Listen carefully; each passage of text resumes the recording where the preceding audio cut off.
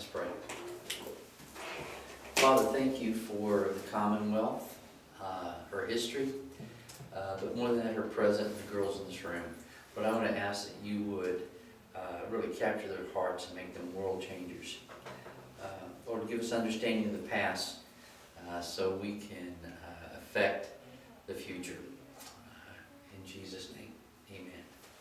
Okay, great.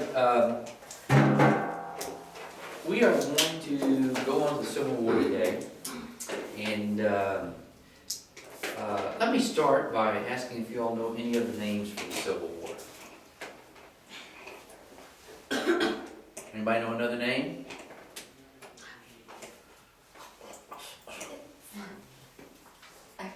I forget. Yeah, the I Forget War. The I Forget War. It's a war we would like to forget. Stonewall Jackson? Stonewall Jackson's War? No. The other names for the war. Oh, other names for the war. All right, well, here's one other name that they go. Of course, it's called the Civil War, right? The second name that you may hear is the War for States. What? Rights, yeah. The War for States' Rights.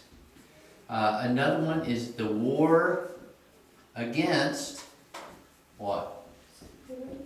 Slavery, yeah. And then there's another one, and this is really the name, if you're a Kentuckian, that you would know it by. It's called the Brothers' War. The Brothers' War. And why would we call it the Brothers' War? Because we were fighting against, well, the North and the South were fighting. They were one, so they were the brothers that were fighting against each other. The North and the South were brothers. But Kentucky especially, they called it the Brothers' War because literally there were a lot of families in Kentucky. The Breckinridge family is a famous family. And if you go back and you look at the records of where the Breckinridges fought, there were fathers who had sons who fought for the North and sons who fought for the South.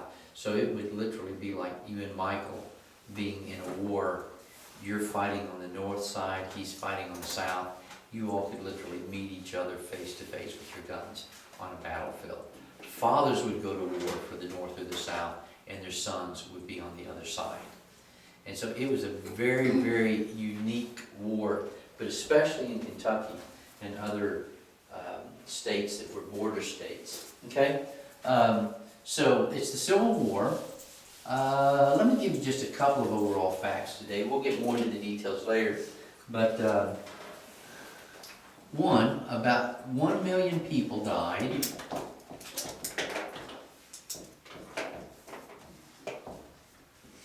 That's just a very rough estimate. Some people say 650, but then they throw in people who died as a result of the war. So just think in terms of 1 million. As far as Kentucky's concerned, the people who fought in it, we had about 100,000 who fought for the North, and about 40,000 who fought for the South. Okay? And we talked about those numbers last week and why 40,000 fighting for the South is a pretty significant number. You remember we said that Abraham Lincoln was able to conscript or to draft men from Kentucky because we were part of the Union. The 40,000 men who fought for the South literally left their home and went and joined with the South because they believed in the cause. They weren't drafted. They actually believed in the cause, and they went down there. A lot of these were just following the law when they were drafted. Okay? Here's a third thing to think about. Kentucky had over 900,000 citizens. We'll call it about 950,000 citizens. That was inhabitants. 200,000 were slaves. Look at that. Isn't that amazing? That would be about 1 out of every 5 people you saw would be owned by someone else, okay? So those are just some statistics that kind of help you think about Kentucky's position in the whole thing. Let's talk about leading up to the Civil War. What are the causes of the Civil War? Okay, I went online and looked at what some other people consider the cause. I think the top cause would have to be slavery. You know, you can say it a lot of different ways, but if we had never had slavery in the United States of America, we would have never had the Civil War. But number two, and it's a close second in a lot of people's opinion, is states' rights. And we'll talk about these two today. But a third one would be economic policy of the United States, and a couple of other things that we might talk about. I don't know if we'll get around to it this year or not, but some specific things that led up to the Civil War would be abolitionists,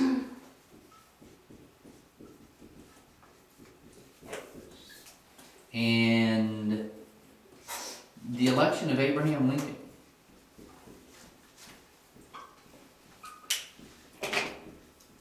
A different president would not have led us into war. If in that election, a couple of the other guys who had been running had been elected, this war would not have happened. And we'll talk about abolitionists here in a minute. If I don't remember to come back and talk about the abolitionists, you all remind me, okay? Because we really do need to talk about that. Okay, let's see. In leading up, these were the causes. Now let's talk about how those causes played into the firing on Fort Sumter, which was the first battle of the Civil War. Let me remind you of Henry Clay before we go there. We talked about Henry Clay last week. Henry Clay. All right. There are two things. Well, do you know his nickname? One of his nicknames? One is the Great Pacificator, or the Great Compromiser. Why would we call him the Great Compromiser? You remember the two compromises that he helped work out? The Missouri Compromise. You remember the Missouri Compromise? All right, here's Kentucky, so you kind of get a feel for where this all fits. Missouri's over here. They drew a line. The problem was the balance between slave states and free states.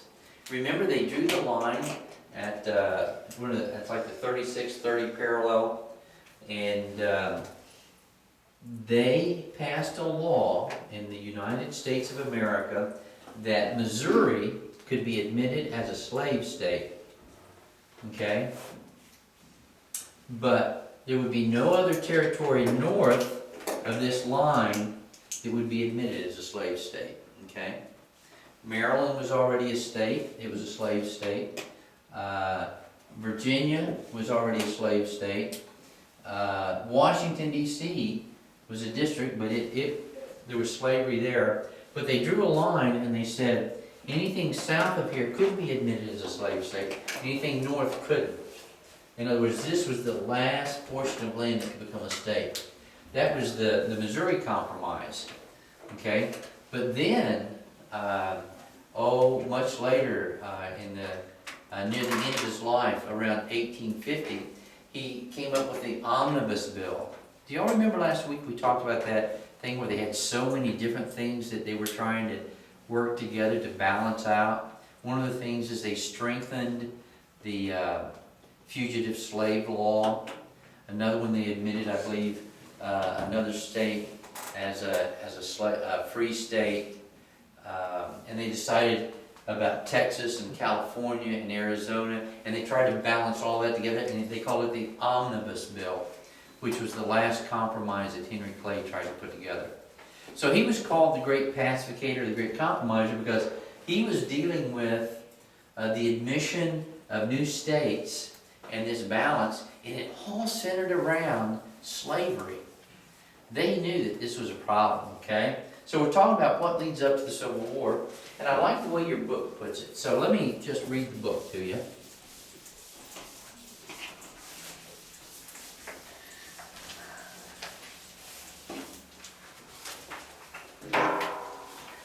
Just to remind you all, this is a copy of the public school system's textbook that we use. It was written originally in 1896, okay? 1896. It was republished in 1906. But when did the Civil War end? Anybody tell me? 64. 60, I think it was 65. It goes from 1861, 1886, where did that come from? 1861 to 1865. 65, 75, 85. It was first written 30 years after the Civil War. So you're going to get some interesting perspectives in this book.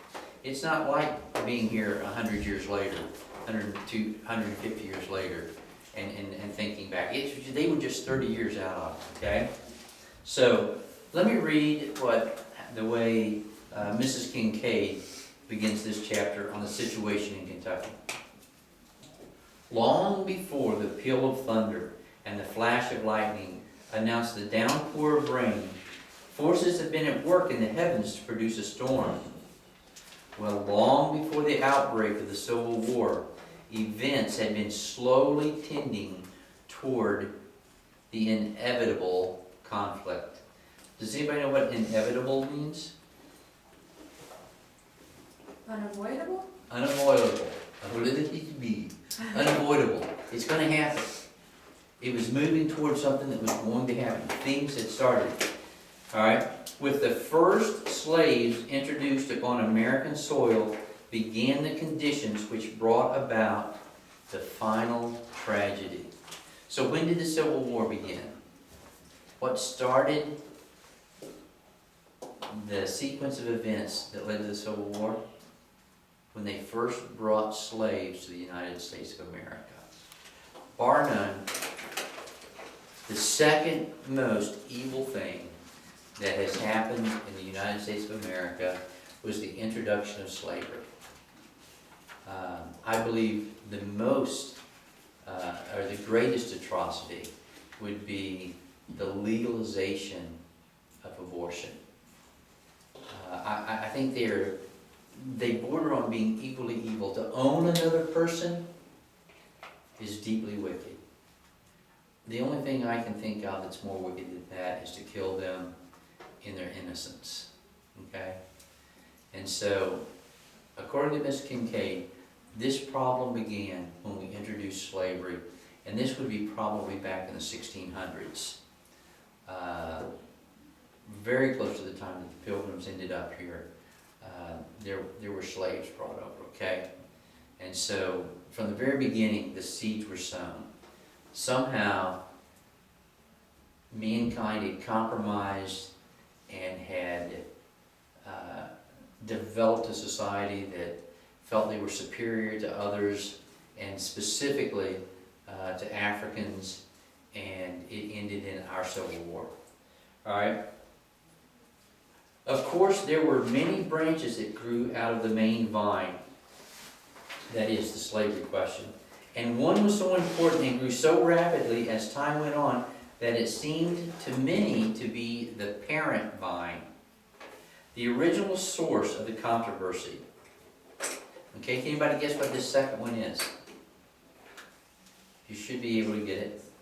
This was the different and directly opposite views held by the North and the South as to the nature of the government of the United States. The former believing that the sovereign power resided in the federal government, the latter that it resided in the states. Okay? So what are they saying? That the original problem is slavery, but that highlights a difference that becomes almost as central to the conflict. And for many people, it does become a central issue, and that is, we've talked about it, states' rights.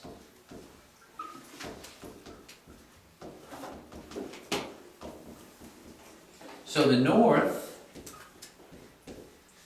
believed in a strong federal government.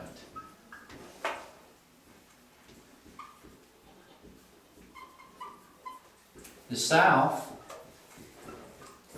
believed in a strong state government.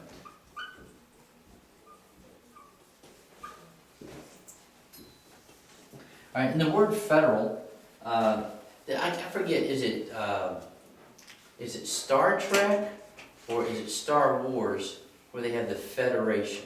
Star Wars. Star Wars. Star Wars has the Federation, and a Federation is, remember all the people in the Federation? Did they all look alike? No, remember they've got all kinds of different planets, but they have one government, and it's called a federation. A federation is a central government over different entities, and it has the final say over those entities, okay? So a federal government would be a central government that had authority over the individual states, all right? But a less strong federal government and the priority of power residing in the states would be what the South would favor, okay? So do you see that there's two issues? There's this issue of slavery, the deep evil, but there's this difference of opinion about how we should be governed. I say yes, the federal government should have more power. You say no. Right? Another example of the difference between the two, the South, they were in favor of slavery. The North was in favor of abolition, okay? But there was another issue. Do y'all remember we talked about it? And what I'm doing is I want to separate for you the difference between the states' rights issue and slavery. And I think for Kentucky, what you're going to find out is that we were very much in favor of states' rights. Okay? And when we saw the federal government destroy some of the rights that we believe states should have, we began to lean toward the South. But it didn't mean that we became more in favor of slavery. It just meant that we saw what was going on. We were beginning to understand the situation. Does that make sense?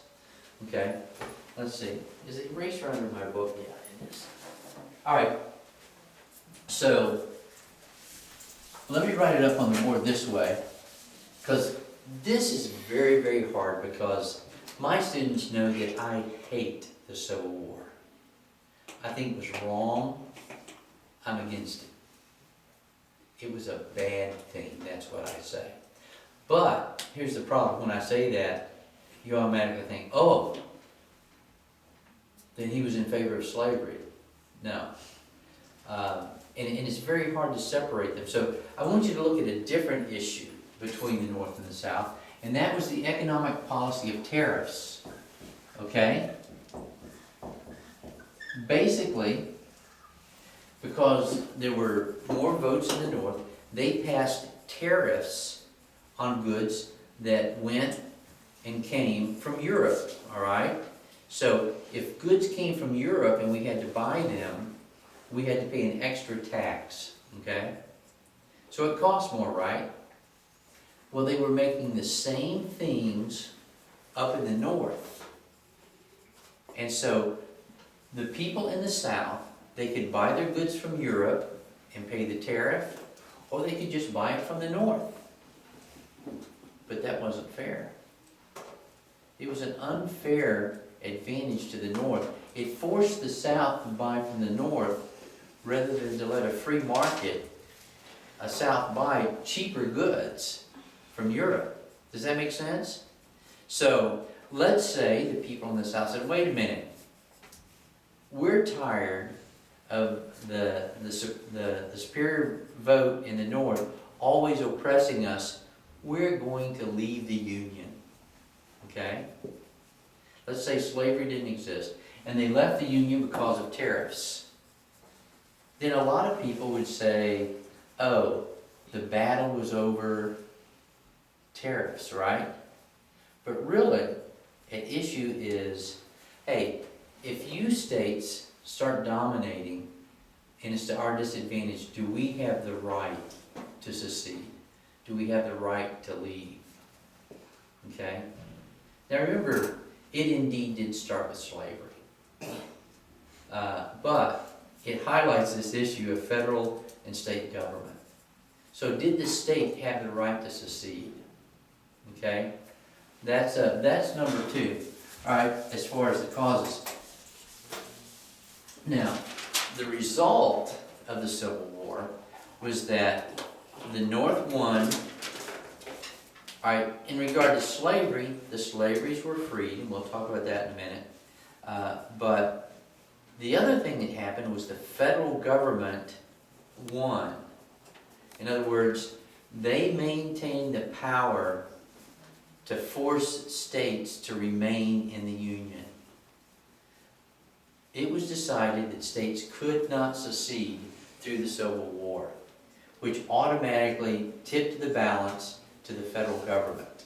And so, from 1862 or 1865 to the present, the federal government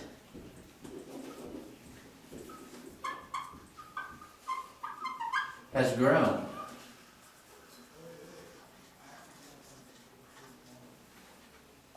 To the point that a large part of your parents' income goes to taxes. All right? January, February, March, April. The first 4 months of the year, the amount of money that your parents make in those 4 months, it all goes to taxes. Because the federal government has become so big that it takes almost 25 to 30% of your parents' income to support the government. Does that make sense? And so, for us in Kentucky, we won one and we lost one. Here's what we won. We won the freedom of slaves. What we lost was some of our own freedom as a state to govern ourselves. Okay? So, the slavery issue and the government issue wasn't settled, but it was greatly, it was settled to a large degree, and it's been falling out ever since. Okay? Could you repeat what we lost so I can... Yeah, we lost some of our freedom as a state, some of our autonomy as a state. The federal government solidified their power, and with that power, they've continued to gain more power. Okay, does that make sense? That's why in this class, you'll notice that I used a book that was written in about 1900. Because after 1900, Kentucky history has really been conglomerated with U.S. history. What happens in the United States is a lot more, it directly affects Kentucky a lot more because so much of what happens now is directed by the federal government.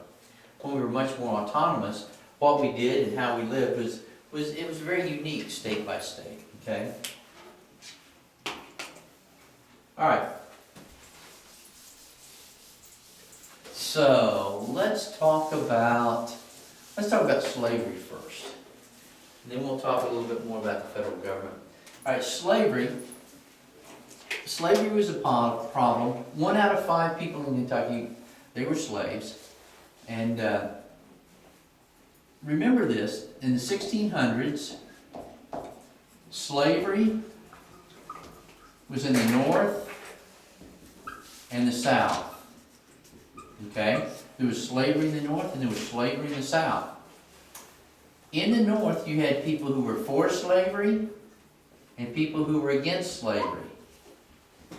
In the South, you had people who were for slavery and people who were against slavery. Okay? By 1861, there was no slavery in the North and slavery in the South. But, and pay close attention, in the North in 1861, you had people who were pro-slavery and you had a lot of people who were anti-slavery. In the South, you had a lot of people who were pro-slavery and a lot of people who were anti-slavery as well. Okay? So you need to keep that clear. Everybody in the South was not pro-slavery. There were abolitionists and emancipationists in the South. That's the other thing that I would remind you about Henry Clay. Not only on a political level did he work out compromises so there wouldn't be a war, he personally was working for the emancipation of slaves. All right? So Henry Clay politically was trying to keep a balance so there wouldn't be a war. But personally, he was working to get rid of slavery. And you read about that in your book, okay? I'm trying to complicate this for you. It's important that you complicate it. If you simplify it, you get some misconceptions, okay? Alright? So, I said that he was an emancipationist. Let's go ahead and write these words up. So, you got people that are pro-slavery. That means they would be in favor of slavery. They may not even have slaves, but they would be in favor of slavery. Okay? But you also have what's called abolitionists. And you've got people who are called emancipationists. Emancipate. To set free. Emancipationists. I guess that's how you spell it. Okay? Abolition. The abolitionists wanted to pass a law and get rid of slavery right now. The emancipationists, they were trying to come up with ideas on how to free the slaves without doing it all in one fell swoop. Now remember, earlier, there were slaves throughout the colonies. There may have been a state or two that did not allow slavery, but for the most part, throughout the colonies, there were slaves. The North had industrialized. Some Northerners freed their slaves, but many of the Northerners, when they no longer needed slaves, sold them south. Okay?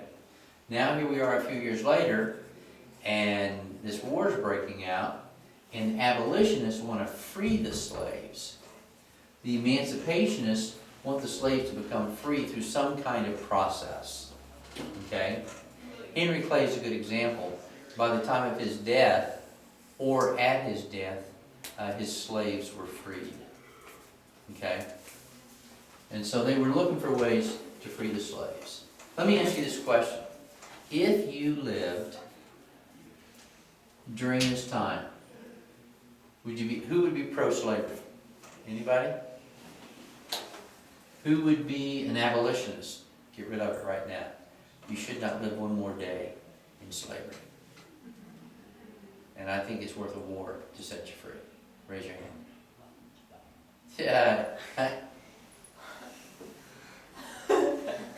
How many of you would be emancipationists? Let's solve this problem. Okay, can I be honest with you all? I think if I lived during that time, I would be an abolitionist. Now you gotta listen real close to the rest of class. I know me. And I know the way I think about abortion. And listen, this is a confession. It's not an explanation of how you should do it.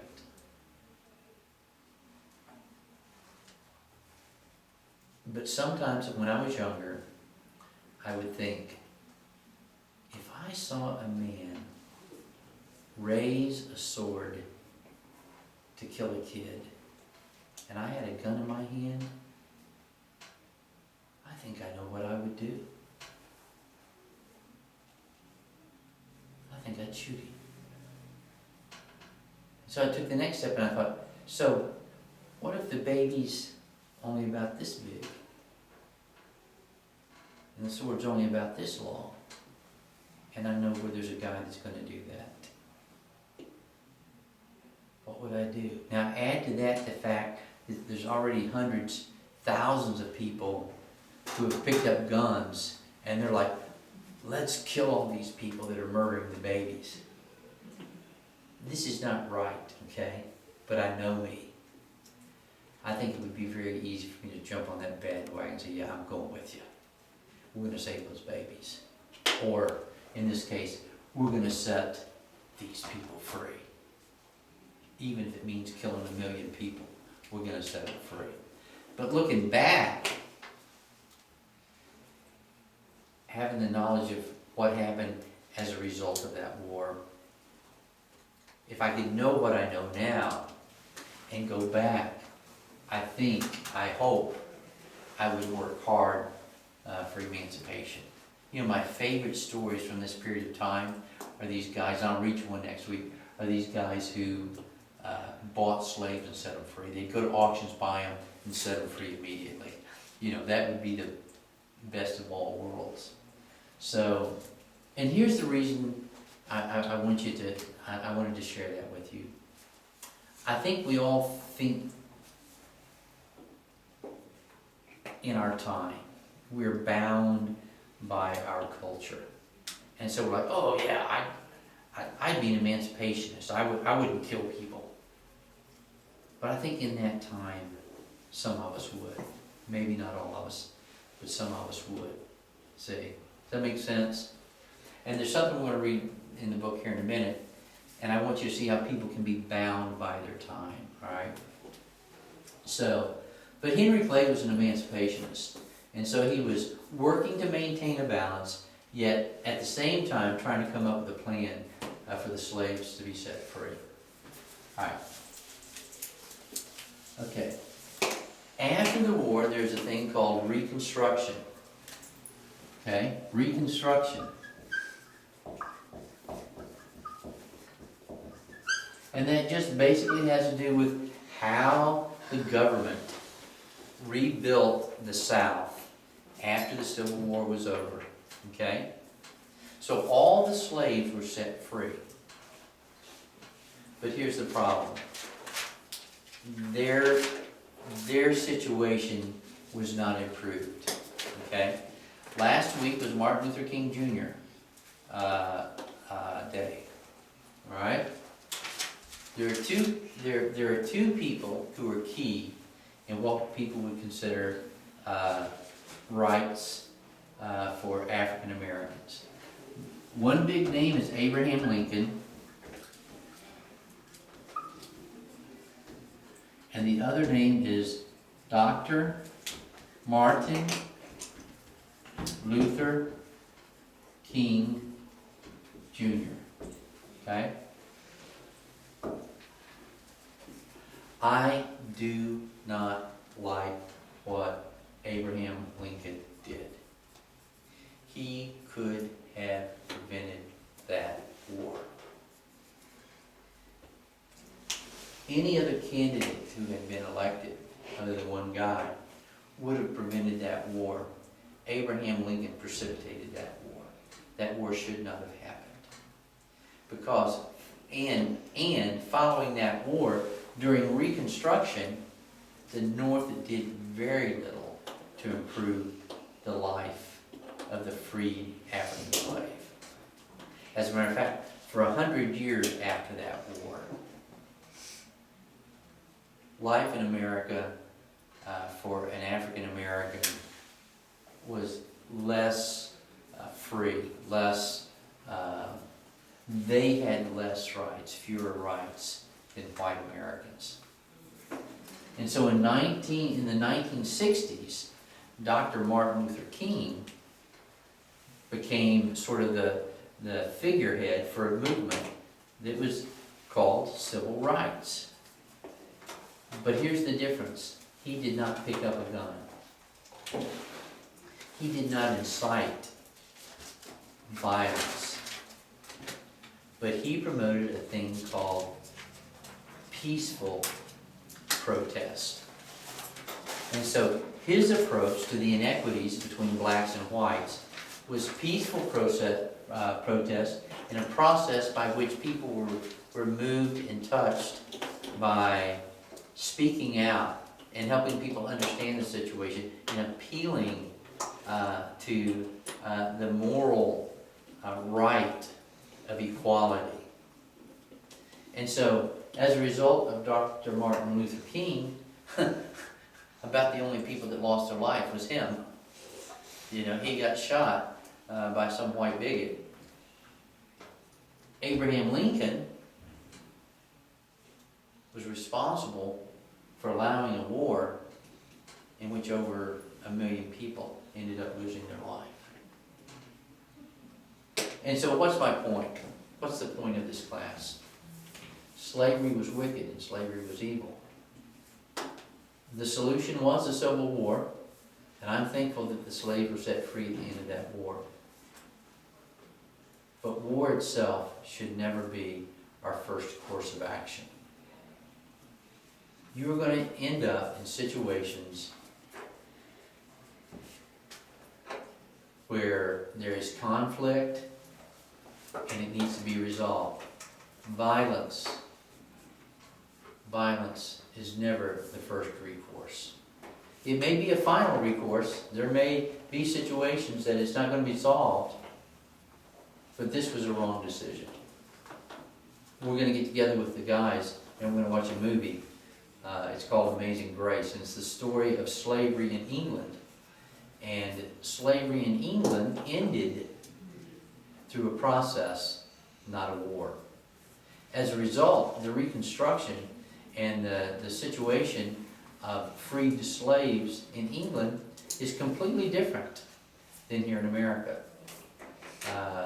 There's not nearly as much animosity or bigotry in England as there was in America.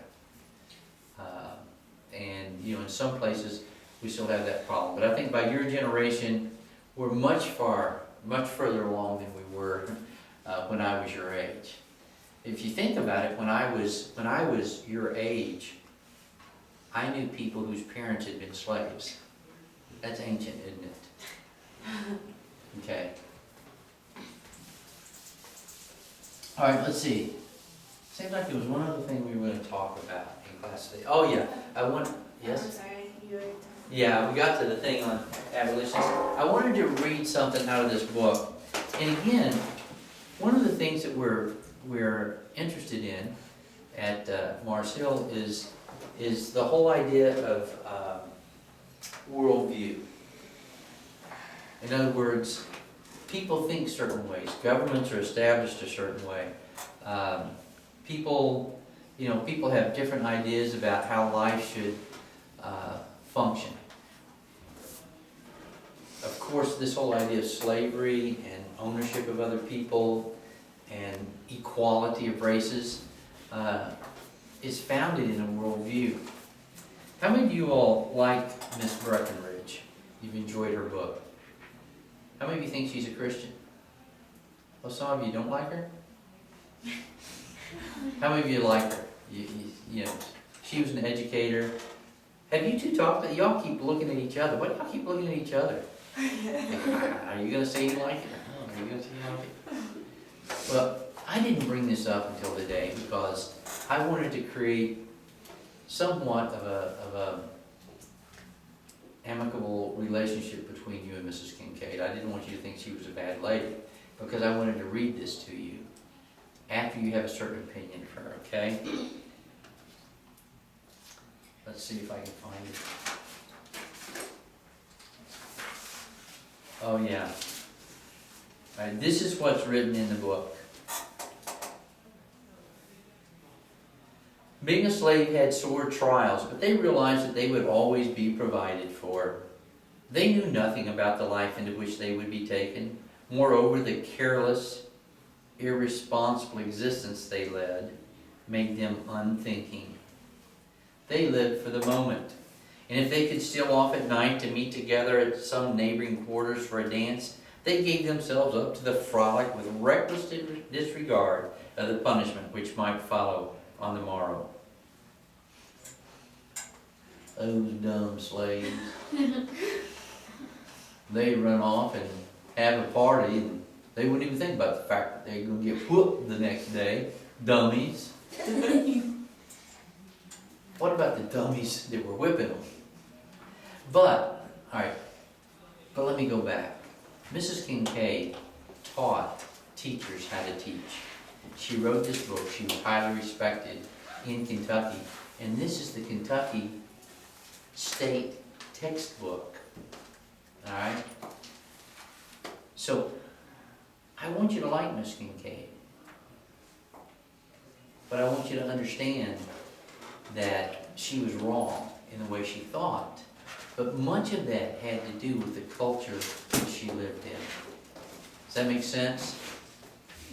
And so, if you can just read this and see how people thought about blacks and former slaves, it will help you understand that the abolitionists who set the slaves free, we really didn't create a culture in which they were accepted equally. But this is a very typical attitude toward blacks at the turn of the 20th century. And even when I was your age, there were a lot of people who had almost the same attitude. Okay? So, I want you all to understand that, oh, Civil War ended slavery. Right. It ended slavery of one type, but it created a different kind of slavery. It created a second-class freed individual. And so it took another 100 years before we even took a great leap in civil rights. And that happened during the 60s. And Dr. King's name is associated with that. All right, does that make sense? This is all very complicated, isn't it? This is why I love Kentucky. We are a state that grappled with the questions. Many godly people were opposed to slavery, but there were 200,000 slaves in Kentucky. We were opposed to the war. We had people who were working to emancipate the people. We had the final leg of the Underground Railroad, where we smuggled slaves to freedom. So we had all of that going on right in our state, and we wrestled with it. Finally, when the Civil War broke out, through a lot of difficult debate and changes and rearrangements in our government, we finally decided we're not going to leave the Union. We are better off united, even if it steps on some of our rights, than to separate. But what happens is, as the war goes on and we find our union with the North supports a further deterioration of states' rights, guess what? We become more and more in favor of the South. We never leave, but the attitude changes because the federal government, more than just freeing slaves, even during the war, took greater and greater power. And you got to understand that our great enemy today, the great cause of deterioration in our society, is that government has too much power. Okay, make sense? All right. you will hear a lot more about this, your years here in school. All right, love you all, have a great class.